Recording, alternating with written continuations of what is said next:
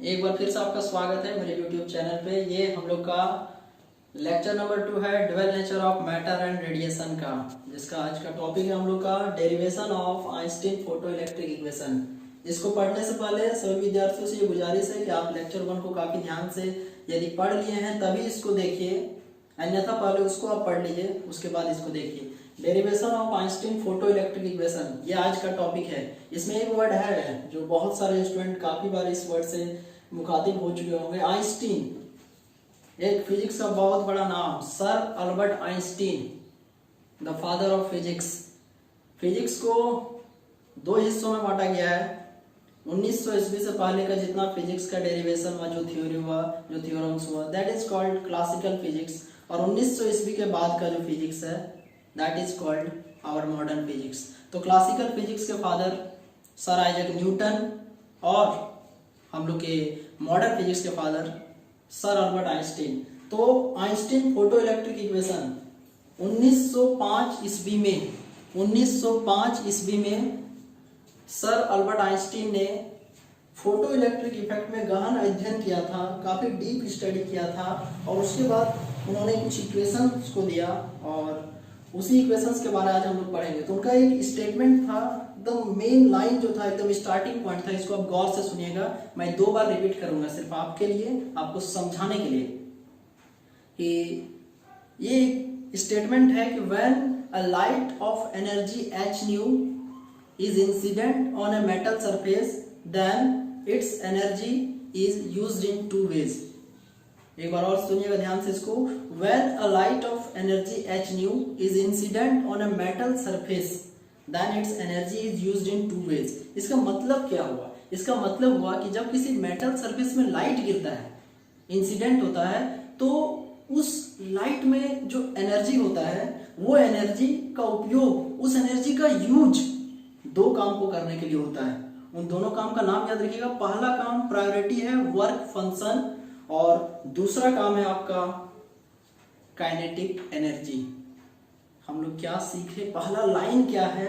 तो sir Albert Einstein के अनुसार जब किसी मेटल सरफेस पे लाइट गिरता है तो उस लाइट में जितना भी एनर्जी होता है उस एनर्जी का यूटिलाइजेशन, उसका यूज 2 काम को करने के लिए होता है। पहला काम वर्क फंक्शन, इसके बारे में लास्ट क्लास में हम लोगों ने पढ़ चुका है, और दूसरा काम काइनेटिक एनर्जी। तो आइए हम लोग इसको डिस्कशन करते हैं। एक छोटा सा प्रैक्टिकल मैं आपको बताना चाहूंगा। जैसे कि सपोज कीजिए this is a source of light, this is a source of light, और मान लीजिए ये कोई मेटल सरफेस है और इस मेटल सरफेस में मैं एक इलेक्ट्रॉन ड्रॉ करता हूं। सपोज कीजिए ये एक इलेक्ट्रॉन है, इस मेटल सरफेस में ये एक इलेक्ट्रॉन है और इस इलेक्ट्रॉन पे देखिए ऐसे लाइट जा रहा है, आर्टिफिशियल सोर्स ऑफ लाइट है, ये लाइट जा रहा है, ठीक है। तो इस लाइट में जितना भी एनर्जी है, इस लाइट में जितना भी एनर्जी है, तो इस एनर्जी का यूटिलाइजेशन 2 काम को करने के लिए होगा। पहला काम कि इस इलेक्ट्रॉन को इस मेटल सरफेस से फ्री करना, उसको कहा जाता है वर्क फंक्शन। और जब वो फ्री हो जाएगा उसके बाद वहां से वो बाहर निकलेगा, मोशन करेगा, that is called kinetic energy. एक बार आपको ऐसे समझाते हैं। देखिए ये मान लीजिए कोई एटम है, उसके बीच में न्यूक्लियस, और ये है इलेक्ट्रॉन जो कि यहाँ अट्रैक्शनल फोर्स से बंधा हुआ है। तो जब ऊपर से कोई लाइट गिरेगा, मान लीजिए इसके ऊपर से कोई लाइट गिरेगा, ठीक है, तो इस लाइट में जो एनर्जी होता है ना h nu, energy h nu, इसका यूज 2 काम को करने के लिए होगा। आते के साथ सबसे पहले इसको यहाँ से फ्री करेगा इलेक्ट्रॉन को, इसको कहा जाता है phi not, that is called work function. उसका जब इलेक्ट्रॉन फ्री हो जाएगा तो इलेक्ट्रॉन ऐसे करके मोशन करेगा। और आप लोगों को तो पता ही है कि मोशन में किसी भी पार्टिकल के पास कौन सा एनर्जी होता है? काइनेटिक एनर्जी, गतिज ऊर्जा, और उसका फॉर्मूला होता है हाफ mv²। तो जैसा कि हम लोग जानते हैं कि एनर्जी कंजर्वेशन के अनुसार, ऊर्जा संरक्षण के सिद्धांत के अनुसार, energy can neither be created nor be destroyed, only it can be transferred from one system to another system. ऊर्जा संरक्षण के सिद्धांत के अनुसार ऊर्जा को ना तो बनाया जा सकता है, ना तो उत्पन्न किया जा सकता है, ना ही इसका विनाश किया जा सकता है, एक सिस्टम से दूसरे सिस्टम में स्थानांतरण किया जा सकता है। तो energy can neither be created nor be destroyed, only it can be transferred from one system to another system. तो हम लोगों ने जैसा कि देखा, आप लोग गौर कीजिएगा, इस बोर्ड पे अभी हम कुछ लिखने जा रहे हैं। आपको ऊपर से एनर्जी गिरा h nu, क्लियरली दिख रहा होगा सबको, ऊपर से एनर्जी गिरा h nu, और इसका यूज हुआ दो पार्ट में, एंड पहला है फाई नॉट और दूसरा है हाफ mv स्क्वायर। मतलब ध्यान से सुनिएगा, ठीक है, ऊपर से जो लाइट गिरा था उस लाइट का, ठीक है, एनर्जी था h न्यू, उसका यूज दो पार्ट में किया गया। पहला part phi naught, this is called work function, और बाकी जो एनर्जी बचा, बाकी जो एनर्जी बचा उसका यूज किया जाएगा इलेक्ट्रॉन का मोशन में, that is called half mv square, that is called kinetic energy. ठीक है, यहाँ पर एक बहुत इंपॉर्टेंट लाइन, मतलब पूरा डेरिवेशन का सबसे इंपॉर्टेंट लाइन हम आपको बताने जा रहे हैं। एकदम ध्यान से कान लगा के सुनिएगा इसको, ये लाइन बहुत इंपॉर्टेंट है। वीडियो स्किप करने का गलती मत करिएगा, एक शब्द समझ में नहीं आएगा। वीडियो कोई भी बच्चे स्किप करके नहीं देखेंगे, पूरा देखेंगे तो समझ में आएगा। ये फायदा है डिजिटल क्लास का, एकदम ध्यान से घर बैठे पढ़िए, घर बैठे सीखिए, समझिए। पर्याप्त समय है अभी आपके पास लॉकडाउन के चलते, यूटिलाइज कीजिए, सीखिए, सीखने का समय है, पढ़ने का समय है। तो देखिए बहुत इंपॉर्टेंट लाइन बोल रहे हैं, पहले अंग्रेजी में बताना चाहूंगा। If the frequency of incident light, if the frequency of incident light becomes or equal to the threshold frequency, then electron will not have kinetic energy। एक बार और रिपीट करते हैं, ध्यान से सुनिएगा। if the frequency of incident light equals to the frequency that is called threshold frequency, then electron will not have kinetic energy। Hindi में बताना चाहूंगा, यदि ऊपर से जो लाइट इंसिडेंट हो रहा है, यदि ऊपर से जो लाइट इंसिडेंट हो रहा है, इस लाइट का फ्रीक्वेंसी यदि थ्रेशोल्ड फ्रीक्वेंसी के बराबर हो गया, थ्रेशोल्ड फ्रीक्वेंसी लास्ट क्लास में डिस्कशन किए थे, याद करने का कोशिश कीजिएगा। थ्रेशोल्ड भाई मिनिमम, सबसे कम, गौर कीजिएगा, फ्रीक्वेंसी सबसे कम, और फ्रीक्वेंसी कम हो गया तो एनर्जी तो कम हो ही जाएगा ना। तो गौर कीजिएगा इस बात पे, यदि ऊपर से जो गिरने वाला लाइट है, इंसिडेंट होने वाला लाइट है, उसका फ्रीक्वेंसी यदि थ्रेशोल्ड फ्रीक्वेंसी के बराबर हो गया, मतलब मिनिमम फ्रीक्वेंसी के बराबर हो गया, तो मैं आपको बताना चाहूंगा उस समय फ्रीक्वेंसी मिनिमम होने के कारण एनर्जी भी मिनिमम हो जाएगा, और इंसिडेंट लाइट की एनर्जी जब घट जाएगा तो वो कभी भी दोनों काम को नहीं कर पाएगा, सिर्फ एक काम को करेगा, प्रायोरिटी वाला काम, और दूसरा काम को नहीं कर पाएगा, इसलिए उसका वैल्यू हो जाएगा 0।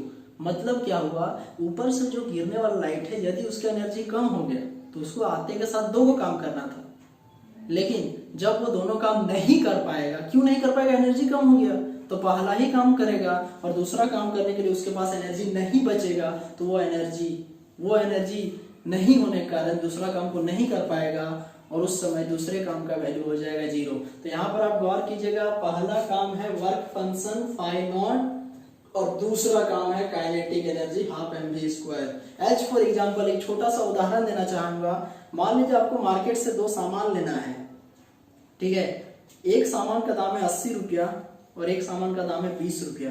मतलब टोटल आपको यदि मार्केट आप जा रहे हैं तो आपको ये जो दोनों सामान खरीदना है तो आपके पॉकेट में 100 रुपये होना चाहिए मिनिमम, और 100 रुपये में आपको क्या करना है, 80 जो रुपये है वो सबसे जरूरी सामान जो है उसको खरीदना है, और जो बचेगा 20 रुपये उससे आपको क्या करना है, कोई और सामान जो एक्स्ट्रा सामान तो उसको खरीदना है। मान लीजिए आपके पास एनर्जी कम 80 रुपया ही है, तब क्या करेंगे ना, पहला सामान खरीदेंगे और दूसरा सामान नहीं खरीद पाएंगे, और जब दूसरा सामान नहीं खरीद पाएंगे तो उसका वैल्यू हो जाएगा 0। अब जो बोर्ड पे लिखने जा रहे हैं, जो बच्चा ध्यान से देखेगा वही सीखेगा, तो ध्यान से देखिए, बहुत इंपॉर्टेंट लाइन, इसको हम लोग इक्वेशन 1 मानेंगे, ठीक है, इक्वेशन 1। ये लाइन पे गौर कीजिएगा, इफ न्यू, इसको पढ़ते हैं न्यू, इफ न्यू बराबर न्यू नॉट, माने if frequency is equal to threshold frequency, गौर कीजिएगा, इफ फ्रीक्वेंसी बराबर threshold frequency, it implies that, यदि फ्रीक्वेंसी थ्रेशोल्ड फ्रीक्वेंसी बराबर हो जाता है, इलेक्ट्रॉन के पास काइनेटिक एनर्जी नहीं होगा। इट इंप्लाइज दैट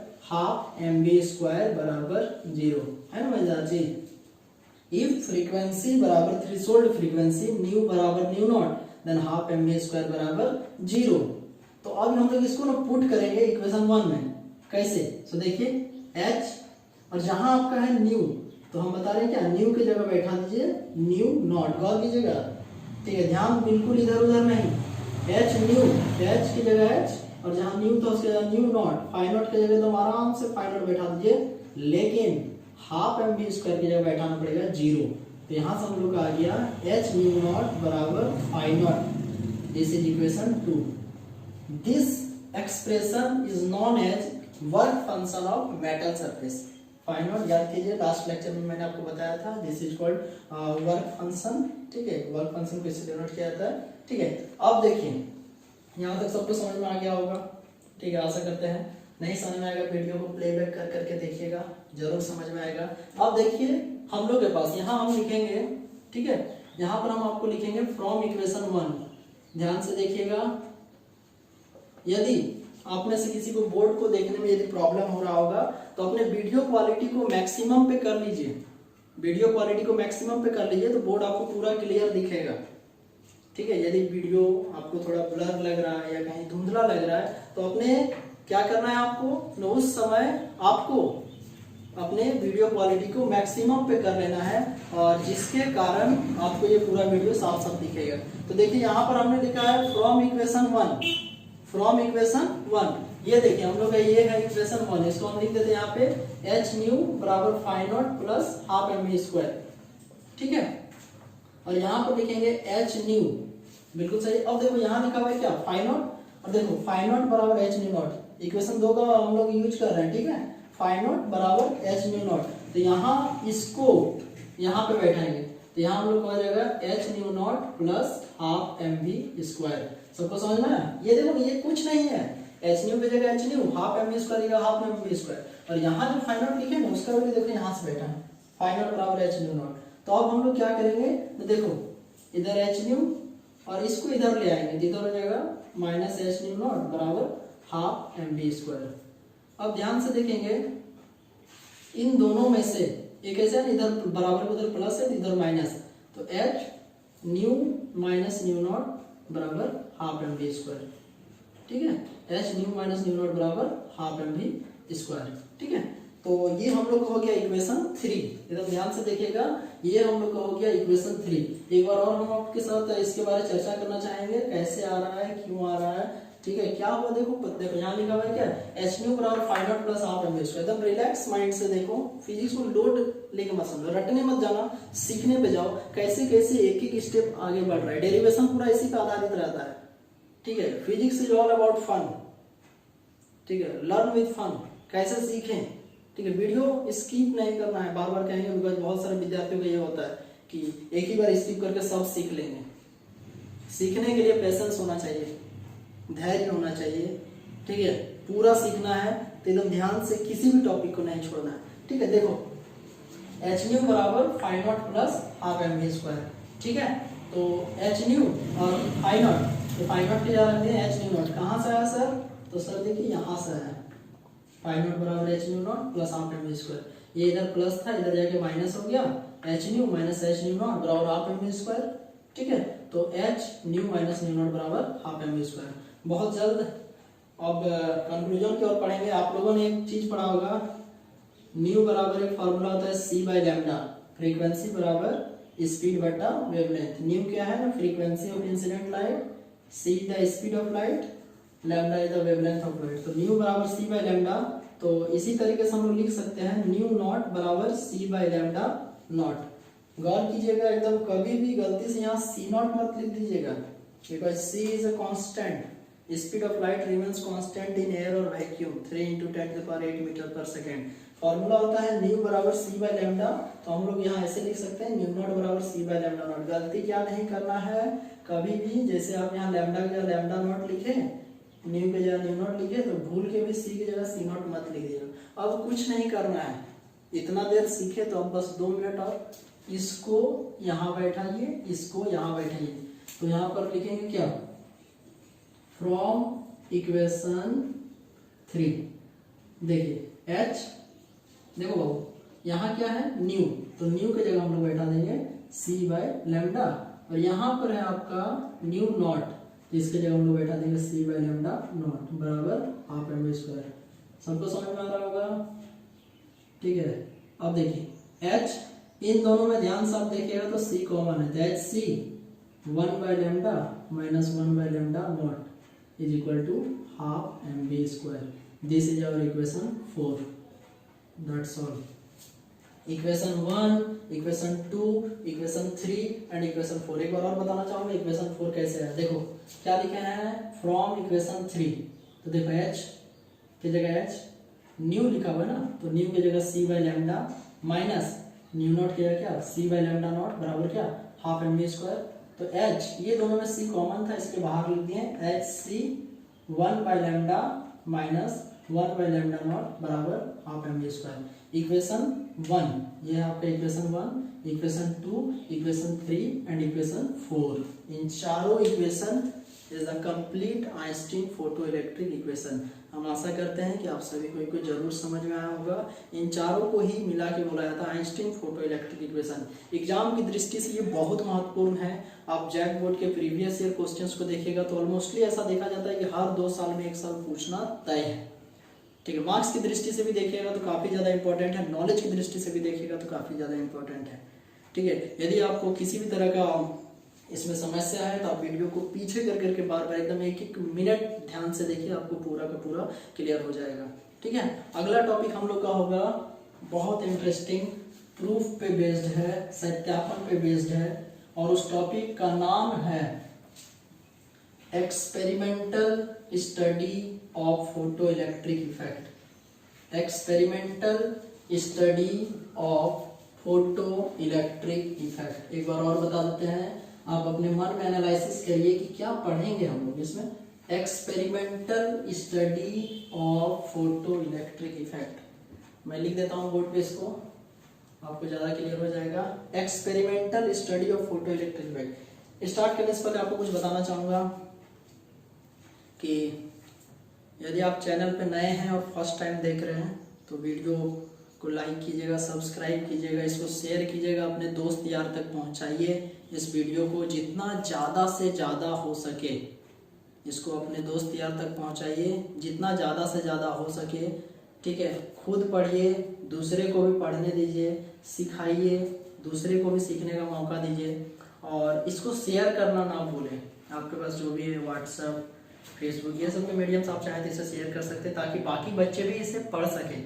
और आपको बता देना चाहूँगा, जब ये यूनिट समाप्त हो जाएगा ना, 5-6 लेक्चर जितना भी लगता है, उसके बाद मैं लाइव आऊँगा। ठीक है, वो लाइव क्यों आऊँगा ना, पूरे चैप्टर में यदि किसी भी स्टूडेंट को कहीं भी किसी भी तरह का कोई भी समस्या होता है तो मैं लाइव खुद आऊँगा। आप उसमें लाइव चैट में हमसे प्रश्न पूछ सकते हैं, मैं आपको वहीं पर आंसर दूंगा। तैयारी करना है, पढ़ना है। ठीक है, और पढ़ने वाले स्टूडेंट्स के लिए फिजिक्स का ये प्लेटफॉर्म है, सीखिए, खुद से जानिए, और एक बार में नहीं समझ में आता है तो वीडियो को आप 5 बार 10 बार देखिए। हम पक्का बता दें, कहीं ना कहीं मिस हो रहा होगा, आप सब पक्का सीख जाइएगा। ठीक है, तो इसी आशा के साथ आगे बढ़ते हैं। हम लोग का आज का जो नेक्स्ट टॉपिक है, इंटरेस्टिंग टॉपिक, ये होगा आपका experimental study of photo electric effect.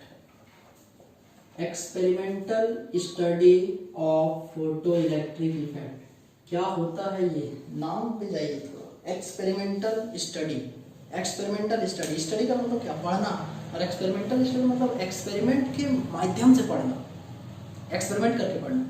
ठीक है, एक्चुअली आपको हम एक बात बता दें, ये जो वर्ड लिखा हुआ है, ये टॉपिक लिखा हुआ है experimental study of photo electric effect, ये एक्चुअली एक तरीके का ना केस है, एक मुकदमा है। मतलब क्या हो पता है, कैसे मेटल सरफेस में लाइट इंसिडेंट करा देते हैं तो उससे इलेक्ट्रॉन बाहर निकल जाता है। साइंस बिना प्रूफ का कुछ नहीं मानता है, साइंस को चाहिए प्रूफ। कैसे प्रूफ करें, हम बिना प्रूफ देखे नहीं मानेंगे। ठीक है, एज फॉर एग्जाम्पल, ठीक है, कि मेटल सरफेस है, इसमें इलेक्ट्रॉन है, बाहर से लाइट इंसिडेंट होगा, सुटेबल है फ्रीक्वेंसी का, ठीक है, तो इससे वो इलेक्ट्रॉन बाहर हो जाएगा। This is called photo electric effect. लेकिन भाई मानेगा कैसे लोग, आदमी मानेगा नहीं, तो उसको चाहिए प्रूफ। तो विभिन्न वैज्ञानिकों ने अटेम्प्ट लिया था, लेकिन इसका श्रेय जाता है, गौर कीजिएगा, नाम को सुनिएगा, Lenard and R A Millikan, Robert Andrew Millikan, और भी साइंटिस्ट थे। ठीक है, और भी साइंटिस्ट थे जिन्होंने इस पे काम किए थे, हर्ट्जबिन ने भी काम किए थे। ठीक है, बट इसका experimental study of photo electric effect मतलब आज का हम लोग का टॉपिक है कि एक्सपेरिमेंट के माध्यम से ये दिखाना कि मेटल सरफेस में यदि इलेक्ट्रॉन है आउटरमोस्ट में, और यदि बाहर से लाइट इंसिडेंट हो रहा है तो यहाँ से इलेक्ट्रॉन बाहर निकल जाएगा। इसको एक्सपेरिमेंट करके प्रूफ करके दिखाना, सबसे यूनिक तरीका से पढ़ाएंगे और 3 मेथड बताएंगे। तीनों आपको समझना जरूरी नहीं है, आपको जो सबसे आसान लगता है वो आप समझिए। पहला मेथड काफ़ी कॉन्सेप्चुअल है, दूसरा मेथड थोड़ा सा इजी है, तीसरा मेथड भी और इजी है। आपको जो मन है आप तीनों भी समझ सकते हैं, इसलिए मैं यहाँ पे लिख दूंगा जब एक्सप्लेन करते जाऊंगा तब कि मेथड 1 से हम आपको कैसे ये समझा सकते हैं, दूसरा होगा मेथड 2 और तीसरा होगा मेथड 3। वीडियो स्किप नहीं करेंगे, बार बार कह रहे हैं, ध्यान से पढ़िए, बहुत इंटरेस्टिंग नॉलेज है, ठीक है। Experimental study of photo electric effect, experiment के माध्यम से कैसे प्रूफ कर सकते हैं फोटो इलेक्ट्रिक इफेक्ट को। Experimental study of photo electric effect, experimental study of photo electric effect. तो आइए बात करते हैं इसके ऊपर। देखिए ये है एक्सपेरिमेंटल सेटअप, अलग अलग किताब में थोड़ा एक दो कुछ ऐड किया हुआ रहता है नीचे, उससे कोई दिक्कत नहीं है। This is our experimental setup of photo electric effect, ठीक है। This is our experimental setup of photo electric effect. तो देखिए हम लोग इस पे भी चर्चा करेंगे। ये हम लोग का एक्सपेरिमेंटल सेटअप में हम आपको मेथड 1 बताने जा रहे हैं। आप बस ये ध्यान रखिएगा ना कि कैसे करके हम लोग, ये एक्सपेरिमेंटल सेटअप है, कैसे करके ये जान सकते हैं कि हाँ फोटो इलेक्ट्रिक इफेक्ट सही में होता है, सही में होता है। तो पहला मेथड हुआ कि when a radiation is incident on the electrode P. Start करने से पहले हम आपको हर एक चीज के बारे में बता देते हैं। देखिए ये एक सर्किट अरेंजमेंट है, ठीक है। ये रहा आपका इंसिडेंट रेडिएशन, मतलब यहाँ से लाइट आएगा, ये विंडो है, खिड़की, लाइट आने जाने का रास्ता है, यहाँ पे फिल्टर रहता है, आप जितना वेवलेंथ का चाहे लाइट को इंसिडेंट करवा सकते हैं। इंसिडेंट रेडिएशन, ये है विंडो, खिड़की, ये है evacuated glass tube, evacuated glass tube एक शीशा का नली जैसा है, इवैक्यूएटेड है, कंप्लीटली वैक्यूम का अंदर में, no medium, vacuum no medium, ठीक है। ये वोल्ट मीटर है, सबको पता है, पोटेंशियल डिफरेंस को मेजर किया जाता है वोल्ट मीटर से। और ये है आपका आमीटर, आमीटर से करंट को मेजर किया जाता है। वैसे इसमें आपको बता दें माइक्रो आमीटर लगाया जाता है, काफी स्मॉल वैल्यू ऑफ करंट रहता है, दैट्स व्हाई। और ये आपका रियोस्टेट है, वेरिएबल रेसिस्टेंस को रियोस्टेट कहा जाता है। रेसिस्टेंस समझ में आता है ना, रेसिस्टेंस मतलब क्या, प्रतिरोध, करंट जैसे पार हो रहा है तो रास्ते में जो अपोज करता है, then that is called resistance. ये आपका कॉम्बिनेशन ऑफ सेल्स है, दैट इज कॉल्ड बैटरी। तो हर चीज के बारे में हमने आपको बता दिया। ये आपका एक दो इलेक्ट्रोड है, पी और क्यू। तो जैसे ही when radiation is incident on the electrode P, ठीक है, electrons are emitted from this electrode P, but all electrons does not reach to the electrode Q due to its insufficient energy. मतलब पहला line ये बता रहा है कि अभी हम लोग मेथड 1 चर्चा कर रहे हैं, पूरा का पूरा इसी पे हम लोग ये करेंगे। मेथड 2 और मेथड 3 अभी इसके बाद समझेंगे। तो पहला मेथड में जो हम बता रहे हैं क्या कि when incident radiation strikes on P, electrons are emitted from it and reaches to Q, but all the electrons emitted does not reaches to the electrode Q due to its insufficient energy। मतलब देखो जब light incident होता है तो यहाँ से काफी सारे इलेक्ट्रॉन्स निकलते हैं, लेकिन जितना इलेक्ट्रॉन्स निकलता है ना सब Q तक नहीं पहुंच पाता है। क्यों नहीं पहुंच पाता है? Due to insufficient energy. As for example, ठीक है, बहुत सारे बच्चे एडमिशन लेते हैं कॉलेज में, स्कूल्स में, और टॉपर बनना चाहते हैं। सब टॉपर नहीं बनते हैं, टॉपर वही बनते हैं जिनके पास सफिशिएंट एनर्जी होता है और अपने काम को लेके डेडिकेशन होता है। स्टूडेंट का काम क्या है? पढ़ना। तो पढ़ाई के प्रति आपका डेडिकेशन होगा तो निकलता सब है, लेकिन यहाँ पर कुछ ही पहुंच पाते हैं इलेक्ट्रॉन्स। बिल्कुल उसी तरीके से जब यहाँ से काफी सारे इलेक्ट्रॉन्स निकलते हैं, लेकिन यहाँ पर वही पहुंच पाते हैं जिनके पास सफिशिएंट मात्रा में एनर्जी होता है। And the potential difference between these two electrodes act as retarding potential. गौर कीजिएगा इस वर्ड पे, हमने थोड़ा जोर देकर बोला है retarding potential. Retardation, negative acceleration is called deceleration, और रिटार्डेशन हिंदी में बात करेंगे तो ऋणात्मक त्वरण को मंदन कहा जाता है। देखिए इन दोनों के बीच में रिटार्डेशन काम करता है, ओपोजिशन एक तरीके से। क्यों काम करता है? मैं जैसे आप समझ सकते हैं आपके लैंग्वेज में कि यहाँ से जैसे चार्ज इमिट हुआ तो जो जैसे यहाँ से इलेक्ट्रॉन्स निकला तो ये पॉजिटिवली चार्ज, और जब इलेक्ट्रॉन जा रहा है तो ये इसको बैकवर्ड डायरेक्शन में खींचता है, that's why that is called, that potential difference acts as retarding potential. When an electron reaches to the electrode Q, it emits current, and that is called electron current, and that is measured by the ammeter. जब एक electron P से Q तक पहुंच जाता है तो ये electron के फ्लो होने के कारण करंट कॉन्स्टिट्यूट होता है। वैसे करंट को, ठीक है, इलेक्ट्रॉन करंट कहा जाता है। और करंट को मेजर करने का जो डिवाइस है यहाँ पर लगा हुआ है जो है वो है आमीटर। आमीटर करंट को मेजर करता है। इसके बाद एक बहुत इंपॉर्टेंट चीज बताने जा रहे हैं, बहुत इंपॉर्टेंट चीज, आप सभी को एकदम ध्यान से सुनिएगा। The particular potential at which no electron reach from electrode P to Q, that potential is called stopping potential. एक ऐसा पोटेंशियल जब एक भी इलेक्ट्रॉन आपका P से Q तक नहीं पहुंचता है तो then that potential is called stopping potential. Stop, रोकने वाला potential, that is called stopping potential. And therefore the work done by the stopping potential is equal to the maximum kinetic energy of electron. Work done by the stopping potential is equal to the maximum kinetic energy of electron. EV naught is equal to half mv square max. V max is the maximum velocity. This is the stopping potential. This is electric charge. M is the mass of electron. This is the complete explanation of the experimental study of photo electric effect. तो ये था हम लोग का method 1। अब method 2 एकदम बहुत आसान है। कुछ बच्चे यही मेथड 2 का ही वेट कर रहे होंगे, हमको पता है, इट में भी पॉसिबल शायद। तो आइए मेथड 2 को यार देखते हैं, एकदम आसान से लैंग्वेज में। आप बस कुछ सोचिए कि हमको क्या प्रूव करके दिखाना है, एकदम बहुत आराम से लैंग्वेज में, कि मेटल सरफेस में लाइट गिरता है तो इलेक्ट्रॉन निकल जाता है। इसको बोलते हैं फोटो इलेक्ट्रिक इफेक्ट। ये होता है कि नहीं होता है, ये सच बात है कि झूठ बात है, यही मानना था। तो उसी को एक्सपेरिमेंटली ये लोग प्रूफ किए थे।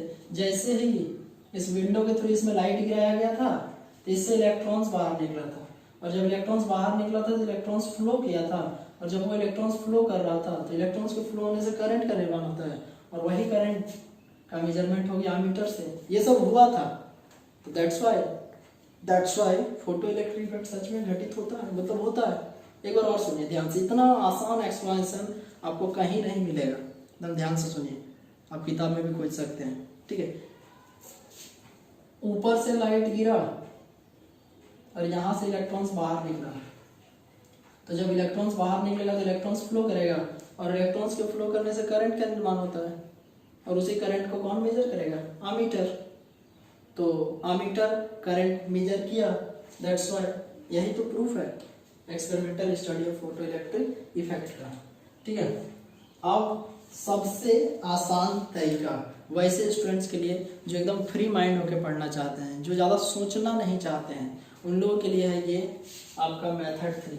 तीसरा मेथड, पहला वाला थोड़ा सा था, उसके बाद ये सेकंड मेथड था। ये जो थर्ड मेथड है आपका, ये एकदम बिल्कुल क्लियर कट है, आप सभी को इसको समझ सकते हैं। एक इन्वेस्टिगेशन जैसा है। इन्वेस्टिगेशन मतलब परत दर परत खोलते जाना है कि ऐसे ऐसे करके होता है तो ये होता है। मतलब देखिए इसमें क्या होता है, ये हम आपको एकदम ध्यान समझा रहे हैं, यही हम लोग का अभी तुरंत आपको समझ में आ जाएगा। एकदम ध्यान से, अभी से जो वीडियो जितना देर तक चलेगा एकदम ध्यान से सुनिएगा, बिल्कुल फोकस करके, कि ये जो अमीटर है, तो जैसे ये अमीटर है, ठीक है, इसमें से रीडिंग्स बने होते हैं, इसमें एक नीडल होता है, ठीक है। तो जब ये एक्सपेरिमेंट किया गया था, ठीक है, एकदम एक एक स्टेप को ध्यान से सुनिएगा। जब ये एक्सपेरिमेंट किया गया था तो सबसे पहले देखा गया कि नीडल डिफ्लेक्ट कर रहा है, ये जो नीडल है वो डिफ्लेक्ट कर रहा है, और कि कभी भी अमीटर का नीडल कब डिफ्लेक्ट करता है? जब करंट रहता है या करंट वहाँ से पार होता है, तब अमीटर का नीडल डिफ्लेक्ट हो रहा था, और वो डिफ्लेक्ट हो रहा था, इसका मतलब क्या? वहाँ पर करंट है। करंट है मतलब करंट बना होगा, एकदम ध्यान से सुनते जाइए। करंट है मतलब करंट बना होगा, और करंट बना होगा मतलब करंट बनता कैसे? इलेक्ट्रॉन के फ्लो होने से। और यदि इलेक्ट्रॉन फ्लो किया है मतलब वो फ्री हुआ है, तभी फ्लो किया है, और वो फ्री हुआ है मतलब यहाँ पर हम लोग को क्या पता चल रहा है कि इलेक्ट्रॉन फ्री हुआ है। किसके मास से हुआ है? लाइट के मास से हुआ है। हम लोग को तो पता है, ये पहले वीडियो में हमने आपको बताया भी था कि लाइट के मास से जब इलेक्ट्रॉन फ्री होता है, दैट इज कॉल्ड क्या? Photo electric effect. ये सबसे आसान तरीका था। एक बार और आसान तरीका है, इसलिए एक बार और हम इसमें इम्पोजिशन करके आपको एक बार और बताना चाहेंगे, एकदम ध्यान से सुनिएगा। Method 3, experimental study of photo electric effect. बात बस यही बताना चाहते हैं आपको कि मतलब प्रूफ करके दिखाना है भाई कि हाँ ऐसा होता है कि नहीं, फोटो इलेक्ट्रिक इफेक्ट जो है ये सच बात है कि नहीं है। ठीक है, वैज्ञानिकों ने प्रूफ करके दिखाया था, लैब में ये किया गया एक्सपेरिमेंट था 1902 अप्रोक्सीमेटली, वही ईयर था 1902 में इसको प्रूफ करके दिखाया गया था। यस इट इज पॉसिबल, हाँ ऐसा संभव है। तो एकदम ध्यान से सुनिए, जब ये एक्सपेरिमेंट हो रहा था तो फाइनली हमें देखा गया कि आमीटर का जो नीडल है वो डिफ्लेक्ट कर रहा है और आमीटर का जो नीडल है वो हिल रहा है। तो हिल रहा है तो आमीटर का नीडल कब हिलता है, अभी हमने आपको तुरंत बताया ना, कब हिलता है ना, जब वहां से करंट पार होगा तब। आप खुद इसको आप एक एक स्टेप बताते जाइएगा, अभी हम आपके पास ही हैं, आप बताते जाइए। आमीटर का नीडल हिला, इसका मतलब जी करंट है, करंट है, इसका मतलब करंट बना होगा, और करंट बना होगा तो आप लोगों ने क्लास 10th में भी पढ़ा था। करंट विद्युत धारा, आवेश प्रवाह की दर को विद्युत धारा कहते हैं। The rate of flow of charge through the cross sectional area of a conductor is called current. मतलब क्या हुआ, आमीटर का नीडल हिला, इसका मतलब ये हुआ कि वहां पर करंट है, और करंट है मतलब करंट बना है, और यदि करंट बना है तो मतलब इलेक्ट्रॉन्स फ्लो किया है, और यदि इलेक्ट्रॉन्स फ्लो किया है मतलब वो फ्री हुआ है, और यहाँ पर जो इलेक्ट्रॉन्स फ्री हुआ है वो लाइट के मदद से हुआ है। हम लोग को पता है कि जब भी कभी लाइट के मदद से इलेक्ट्रॉन फ्री होता है तो then that is called photo electric effect. तो ये 3 मेथड हमने आपको बताया, तीनों मेथड को आप बैक कर करके सुन सकते हैं। और हम लोग का आज का जो टॉपिक है experimental study of photo electric effect वो यहीं तक है। ठीक है, और हम लोग बहुत जल्द हम आपको इसका पार्ट 3 लेके आएंगे। पहले वीडियो पे हम सोचे भी नहीं थे, वैसे आप लोगों ने रिस्पांस दिया, बहुत अच्छा लगा, बहुत पॉजिटिव रिस्पांस है। 1000 व्यू होने के बाद भी एक भी डिसलाइक नहीं, इससे पता चल रहा है कि आपको वीडियो काफ़ी अच्छा समझ में आ रहा है, और हम दिन प्रतिदिन और इम्प्रूवमेंट करना चाहेंगे। आप लोग कमेंट में ज़रूर कमेंट कीजिए ये वीडियो आपको कैसा लगा। ठीक है, कहीं नहीं समझ में आया होगा तो चिंता मत करिएगा, लाइव आएंगे, आपको मौका देंगे हम पूछने का। ठीक है, पार्ट 3 जरूर आएगा बहुत जल्द इसका। ठीक है, और उसमें हम लोग कुछ नए टॉपिक्स के बारे में पढ़ेंगे। चैनल को लाइक करना है, सब्सक्राइब कीजिए, वीडियो को लाइक कीजिए, चैनल को सब्सक्राइब कीजिए, और बेल आइकन को जरूर प्रेस कीजिएगा, तब आपको पता चलेगा कौन सा वीडियो आया है, अगला पार्ट क्या है। फ्रेंड्स को भी बोलिए जो पढ़ना चाहते हैं इस विषय में, ऑनलाइन पढ़ना चाहते हैं जो। ठीक है, और इसी के साथ आज का वीडियो यहीं तक रहेगा। जाने से पहले सबको बोलना चाहूँगा, पहले वीडियो के रिस्पांस के लिए थैंक यू। इस वीडियो पे भी आप अपना राय जरूर दीजिएगा। घर पे रहना है, अच्छे से रहना है, स्टे होम स्टे अलाइव। हम आपके एवं आपके पूरे परिवारजनों का, सभी का उत्तम स्वास्थ्य का मंगल कामना करते हैं। And here it is, thank you very much to all of you.